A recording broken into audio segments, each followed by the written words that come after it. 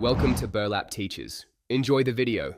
In this video, I will show how to open Buick Lacrosse key fob.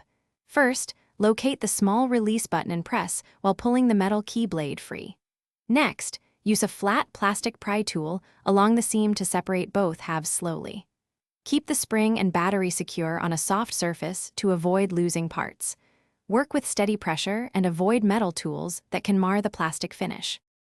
Carefully remove the battery and internal circuit once the fob is open, keeping everything in order for reassembly. Observe the battery orientation and any small clips or springs so you can restore them correctly. Use tweezers or a soft tool to lift components rather than fingers, which can deposit oils. If you see dirt or corrosion, clean contacts gently with a cotton swab and isopropyl alcohol to improve connectivity. If you are finding this video helpful, please subscribe and like to support the channel and more guides.